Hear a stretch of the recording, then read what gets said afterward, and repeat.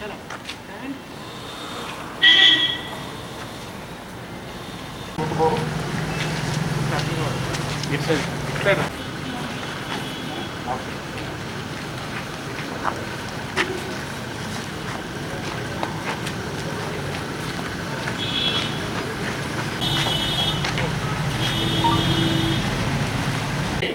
టీచర్ల ఐక్యత, జై టీపీటీఎఫ్, ప్రైవేట్ టీచర్లకు జీతాలు, ఈఎస్ఐ పిఎఫ్ ప్రైవేట్ టీచర్లకు వెంటనే, లాక్డౌన్ టైంలో ప్రైవేట్ టీచర్లకు చేయండి నినాదాలు చేయండి అన్న. టీచర్లకు జీతాలు, ప్రైవేట్ టీచర్ల జీతాలు ప్రభుత్వం తక్షణమే 6 నెలల నుండి జీతాలు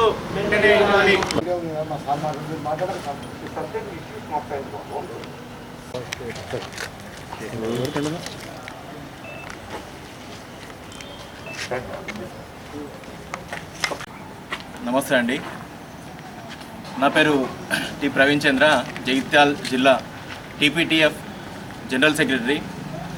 ఈరోజు రాష్ట్ర అధ్యక్షుడు మా షబ్బీర్ అలీ గారి ప్రకటన మేరకు అన్ని జిల్లాలలో డిఓ ఆఫీసుల దగ్గర మేము ఈరోజు సెప్టెంబర్ 5 ఉపాధ్యాయుల దినోత్సవం సందర్భంగా మేము బ్లాక్ డేగా జరుపుకోవాలని నిర్ణయించుకొని ఈరోజు అందరము కరోనా టైం కాబట్టి అందరము ఎవరికి కూడా ఉపాధి లేక ఎన్నో ఇబ్బందులు పడుతూ మేము ఈరోజు గవర్నమెంట్ కానీ యాజమాన్యాలు కానీ విద్యావేత్తలు కానీ ఎంతో మంది మా గురించి అస్సలే ఆలోచించట్లేదు.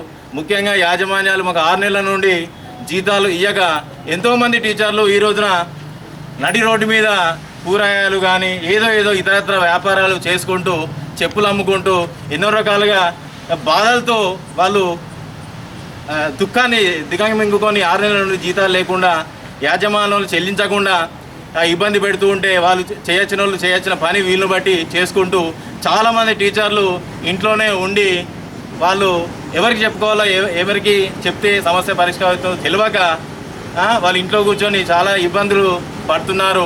ఎందుకంటే ఉపాధ్యాయ వృత్తిలో మేము ఉన్నాము. గత కొన్నేళ్ల నుంచి మేము ఈ టీచర్ వృత్తిని నమ్ముకొని కొన్నేళ్ల నుంచి యాజమాన్యాలు మేము ఎంతో కాలం నుండి వాళ్ళ దగ్గర పనిచేస్తే మా శ్రమ దోపిడి మా అన్ని రకాలుగా మా ఎనర్జీ అంతా ఎంతోమంది మేధావులు ఉన్నారు మా టీచర్లు, ప్రైవేట్ టీచర్ లోపల.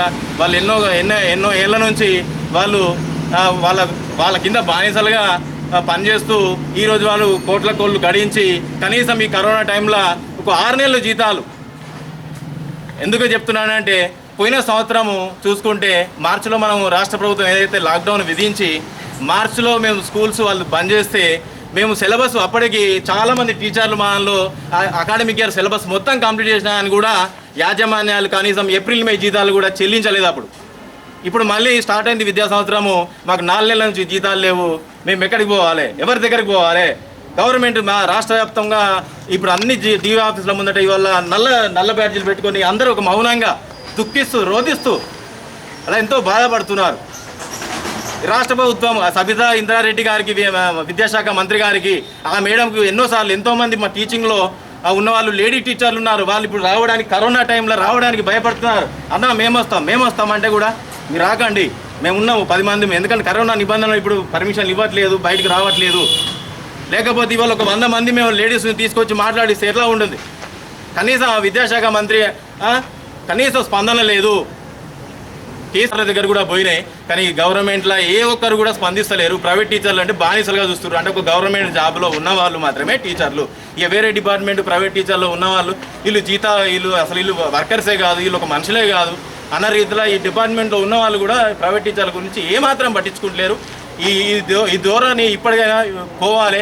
కొద్దిగా ప్రైవేట్ టీచర్ల మేము కూడా ఉన్నామని గుర్తించి దయచేసి సమస్యను ప్రభుత్వం దృష్టికి తీసుకుపోయి మాకు జీతాలు యాజమాన్యాలు ఇచ్చేటట్టుగా మేము మళ్ళీ పునఃప్రారంభం అయిన తర్వాత మేము మళ్ళీ విధులకు హాజరై మా యొక్క ఎవరైతే లాస్ట్ ఇయర్ పనిచేసిన టీచర్లు అందరూ ఉన్నారో వాళ్ళని మళ్ళీ యథావిధిగా నెక్స్ట్ ఇయర్ కరోనా తర్వాత స్టార్ట్ కాగానే మళ్ళీ యథావిధిగా ఎవరిని ఉద్యోగం నుండి తీసేయకుండా మాకు ఉద్యోగ భద్రత, ఈఎస్ఐ పిఎఫ్ కానీ ఈ గవర్నమెంట్కు వాళ్ళ ద్వారా ఇచ్చేటట్టుగా మేము జీవన్ రెడ్డి ద్వారా మేము వాళ్ళ రిక్వెస్ట్ చేస్తున్నాము.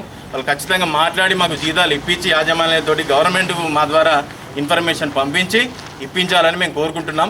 జై టీపీటీఎఫ్, జై జై టీపీటీ. 5 సెప్టెంబర్ గురు పూజ దినోత్సవం, ఉపాధ్యాయ దినోత్సవం సందర్భంగా వాస్తవంగా ఈ కోవిడ్-19 మహమ్మారితో విద్యా వ్యవస్థ యావత్తు కుంటుపడిపోవటం, అటు ప్రభుత్వ పరంగా కానీ ప్రైవేట్ పరంగా కానీ విద్యాలయాలు ప్రత్యక్ష బోధన ఆరంభించుకోలేకపోవటం, చివరికి ఏదైతున్నదో ఆన్లైన్ ద్వారా బోధన చేపట్టాలని చెప్పని ప్రభుత్వం నిర్ణయించిన సందర్భంగా వాస్తవంగా భారత రాజ్యాంగ నిబంధనలకు అనుగుణంగా విద్య, వైద్యం ఈ రెండు ప్రాథమిక హక్కుగా రాజ్యాంగంలో పేర్కొనడం జరిగింది. ప్రతి నిరుపేద విద్యార్థికి ప్రభుత్వ పరంగా ఉచిత విద్యా బోధన సౌకర్యం కల్పించటం ఇది ప్రభుత్వ బాధ్యత. అయినప్పటికీ ప్రభుత్వ పరంగా ఆశించిన మేరకు బోధన సదుపాయం కల్పించలేకపోవడంతో ప్రైవేట్ విద్యాలయాలపై విద్యార్థులు ఆధారపడడం, మరి ప్రైవేట్ విద్యాలయాలలో విద్య ఒక వాణిజ్య వ్యవస్థగా రూపుదిద్దుకోవటం, సామాన్య కుటుంబీకులపై ఆర్థికంగా భారం కావటం మనం గమనిస్తున్నాం.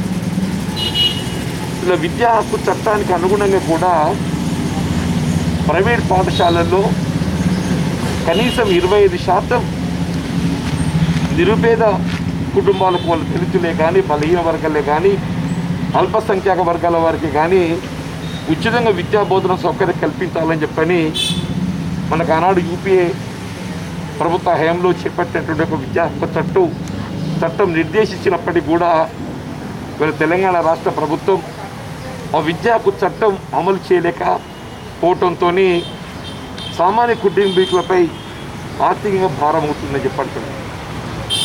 ఇప్పుడు ప్రైవేట్ విద్యాలయాలు ఒక విధంగా ప్రభుత్వం నిర్వహించాల్సినటువంటి ఒక బాధ్యత వల్ల ప్రైవేట్ విద్యాలయాలు నిర్వర్తిస్తుంది. వీళ్ళు ఏ ప్రైవేట్ విద్యాలయాలలో 50% పైచీలకు విద్యా బోధన సదుపాయం పొందడం జరుగుతుందో, ప్రైవేట్ విద్యాలయాలంటూ లేకపోయి ఉన్నట్టయితే ఈ 51% ఇలా ప్రైవేట్ విద్యాలయాలలో బోధన సదుపాయం పొందుతున్న విద్యార్థులు అందరూ కూడా ప్రభుత్వ విద్యాలయాలలో బోధన సౌకర్యం కల్పించే ఒక బాధ్యత తెలంగాణ రాష్ట్ర ప్రభుత్వంపై ఉండి ఉంటుంది. అంటే పరోక్షంగా వీళ్ళ ప్రభుత్వం నిర్వర్తించే బాధ్యత ప్రైవేట్ విద్యాలయాలు నిర్వర్తిస్తున్నాయి. ప్రభుత్వంపై పడవలసినటువంటి యొక్క ఆర్థిక భారాన్ని వీళ్ళ ప్రైవేట్ విద్యాలయాల ద్వారా వీళ్ళ నిరుపేద వర్గాల విద్యార్థుల తల్లిదండ్రులపై ఆర్థికంగా మన భారం మోపడం జరుగుతుందని చెప్పంటారు. ఇటువంటి పరిస్థితులలో ప్రైవేట్ విద్యాలయాలలో బోధన సదుపాయం పొందుతున్నటువంటి యొక్క విద్యార్థులు వారికి కావాల్సినటువంటి మౌలిక సదుపాయాలు, బోధనా సిబ్బంది వారు చెల్లించాల్సిన వేతన భత్యాలు కేవలం ప్రైవేట్ యాజమాన్యాలపైన పూర్తి భారం కాకుండా ప్రభుత్వం కూడా భరించాల్సిన ఒక ఆవశ్యకత ఉందని చెప్పని చెప్పక తప్పదని చెప్పంటున్నాను. ఇప్పుడు ప్రావిడెంట్ ఫండ్, ఎంప్లాయ్మెంట్, ఈపీఎస్ ఏది లేదు. ఎంప్లాయ్మెంట్ ప్రావిడెంట్ ఫండ్ ఏమంటున్నా మా మిత్రులతోని, మీ ప్రావిడెంట్ ఫండ్ అనేది మీ హక్కు. ఎక్కడెక్కడైతే ఏ విద్యాలయాల్లోనైతే ప్రావిడెంట్ ఫండ్ సమకూర్చడం లేదో please bring it to my notice. నేను కార్మిక చట్టానికి అనుగుణంగా మిమ్మల్ని ప్రావిడెంట్ ఫండ్లో, ఎంప్లాయ్మెంట్ ప్రావిడెంట్ ఫండ్లో ఎన్రోల్మెంట్ చేయించే బాధ్యత నేను తీసుకుంటాను. మనం ఉన్నట్టుగా నిబంధనలు మనం హక్కుగా పొందేయడానికి ఏదైతుందో మనం ప్రయత్నం చేద్దామని చెప్పంటుంది. పొందలేకుంటే నిష్ప్రయోజనం. అది పొందడే ప్రయత్నం చేద్దామని చెప్పంటుంది. రేపు రాబోయేటువంటి శాసనమండలి సమావేశంలో మరి ఏ అవకాశాన్ని తీసుకొని ఇలా ప్రైవేట్ విద్యాలయాల్లో ఉండే ఒక బోధన సిబ్బందికి సంబంధించి మీ వేతనాల చెల్లింపు, అట్లా employment provident fund, retirement benefit, ప్రభుత్వ పాఠశాలల్లో ఖాళీల భర్తీలతోని కొంతమేరకు మీరు శాశ్వత ప్రయోజనం పొందేందుకు అవకాశం ఉంటుంది. ఇక్కడ ఉన్న బోధనా సిబ్బంది tomorrow you can appear there, ఆడ మీకు ఉద్యోగ అవకాశం పొందేందుకు అవకాశం ఉంటుంది. టెట్ నిర్వహణ, ఈ అంశాలన్నీ కూడా తప్పకుండా తీసుకెళ్తానని చెప్పని మనం చేస్తున్నాను. ముఖ్యంగా ఈరోజు మీరు గురు పూజ దినోత్సవం పురస్కరించుకొని మరి ప్రైవేట్ పాఠశాల యాజమాన్యాలలో ఉన్నట్టు బోధనా సిబ్బంది మీకు ఈ లాక్డౌన్ పీరియడ్లో రావాల్సిన వేతనం లభించక మీరు ఎదుర్కొంటే ఒక ఆర్థిక ఇబ్బంది. వాస్తవంగా అంటే నేను స్వయంగా గమనిస్తున్నా ఫర్ లాస్ట్ 4-5 months ఈ కాంట్రాక్ట్ అవుట్సోర్సింగ్ వ్యవస్థలో విధులు నిర్వర్తించేటటువంటి ఒక సోదర ఉద్యోగస్తులు మరి లాక్డౌన్ పీరియడ్లో వారి విధుల నుండి తొలగించడంతో ఎంప్లాయ్మెంట్ గ్యారంటీ స్కీమ్ ద్వారా దినసరి కూలిపోతున్నారు బాబు అంటుంది. మనకు కొంత కష్టతరమైన పనే కావచ్చు కాక అయినా మరి కుటుంబానికి గడుపుకోవడానికి కొరకు రోజుగా 200 రూపాయలు కూలీ పొందడానికి ఈవెన్ ఎంప్లాయ్మెంట్ గ్యారంటీ స్కీమ్లో కూడా ఉపాధి పొందుతున్నటువంటి మన పార్ట్ టైం మీ టీచర్సే కానివ్వండి, విద్యా వాలంటీర్సే కానివ్వండి, కాంట్రాక్ట్ అవుట్సోర్సింగ్ వ్యవస్థలో సేవలు అందిస్తున్నటువంటి సోదరులే కానివ్వండి, all of you are going. కాబట్టి ఏదైతుందో తప్పకుండా మీ సమస్య పరిష్కారం కొరకు నేను సమస్య లేవచ్చని చెప్పి అంటున్నా. ముఖ్యంగా ఈరోజు దివ్యాంగులు కూడా ఈరోజు ఉదయమే నా దృష్టికి రావడం జరిగింది. మరొకసారి మనకు రాజ్యాంగ నిబంధన 5% ఉన్నాడు, 3%, 5% అమలు చేయాలని చెప్పి తలపెట్టింది. ఇలా 5% లేదు, 3% లేదు. 3-5 చేస్తామంటే అందరం సంతోషపడ్డాం. 3 లేదు, 5 లేదు, అసలు భర్తీ లేదు. ఇవాళ మీరు ప్రభుత్వ పరంగా ఉద్యోగ కల్పనలో ఏదైతుందో ఈ నిబంధన మనం హక్కు పొందే అవకాశం ఉంది. ఇవాళ విద్యా వాలంటరీ వ్యవస్థే కానీ కాంట్రాక్టింగ్ అవుట్సోర్సింగ్లో కానీ ఎక్కడ కూడా డిజేబుల్డ్ ఎంప్లాయ్మెంట్ రిజర్వేషన్ అనేది అమలుకు నోచుకుంటున్నట్టు కనపడటం లేదు. అబద్ధం. వీళ్ళు దివ్యాంగులు ఉన్నటువంటి ఒక కడు దయనీయమైన పరిస్థితులలో వాళ్ళని కూడా ఆదుకోవాల్సిన బాధ్యత ప్రభుత్వం ఉందని చెప్పని నేను మనం చేస్తూ జగిత్యాల జిల్లా కాంగ్రెస్ పక్షాన మిత్రులు జగిత్యాల జిల్లా కాంగ్రెస్ అధ్యక్షులు అడ్లూరి లక్ష్మణ్ కుమార్ గారు, అట్లాగే మా మిత్రులు రాష్ట్ర కాంగ్రెస్ కార్యదర్శి గారు అయినటువంటి బండ శంకర్ గారు ఇలా సంఘీభావం తెలపడమే కాదు, ఇలా సమస్యల పట్ల ఏదైతుందో పూర్తిగా మీకు అండగా నిలిచే విధంగా మరి వారు ఈరోజు ఈ సమావేశంలో పాల్గొనడానికి రావడం జరిగింది. వారికి కూడా హృదయపూర్వకంగా ధన్యవాదాలు చెప్తున్నాను. మీరు కొన్ని సమస్యలు మరి తెలంగాణ రాష్ట్రం అంటే మన స్వయం పాలన కొన్ని సమస్యలు అంటే పరిష్కారం లభిస్తాయని చెప్పి అనుకున్నాం. కానీ అసలు సమస్యలు తెలంగాణ మొదలైనవి. ఉమ్మడి రాష్ట్రం మెరుగ్గా కనబడి ఉమ్మడి రాష్ట్రం కంటే తెలంగాణ పాలన మెరుగుంటాయని భావించినాం. కానీ ఇప్పుడు ఏదైతుందో ఉమ్మడి రాష్ట్రం మెరుగుంటాయని చెప్పిన భావన కనిపిస్తుంది. మన పొరుగు రాష్ట్రం ఆంధ్ర రాష్ట్రం ఏదైతున్నదో మనది ధనిక రాష్ట్రం, అది మనది మిగులు బడ్జెట్టే, అది లోటు బడ్జెట్. కానీ లోటు బడ్జెట్తో ఏర్పడినటువంటి ఒక రాష్ట్ర ప్రభుత్వం కల్పిస్తున్నటువంటి ఒక సౌకర్యాలు రాయితీలు కూడా ఇక నిరుద్యోగ యువత కల్పించబడుతుంది. నిరుద్యోగ యువతకు ఏదైతుందో వారికి కల్పిస్తామన్నటువంటి ఒక నిరుద్యోగ భృతి పొరుగు రాష్ట్రం ఆంధ్ర రాష్ట్రంలో ఏదైతుందో నిరుద్యోగ భృతి కల్పిస్తున్నారు. అది లోటు బడ్జెట్ కూడా ఏదైతుందో నిరుద్యోగ భృతి కల్పిస్తుంది. మిగిలిన రాష్ట్రంలో నిరుద్యోగ భృతి లేదు.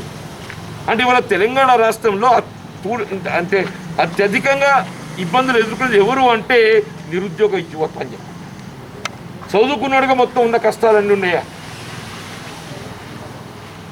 కాబట్టి మీరు చేపట్ట కార్యక్రమానికి మీకు అండగా నిలవాలని మా సంఘీభావం తెలుపుతో పాటుగా ఈ సమస్యల పరిష్కారానికి తోడ్పడాలని చెప్పి భావంతో రావడం జరిగింది. జై తెలంగాణ. రైట్.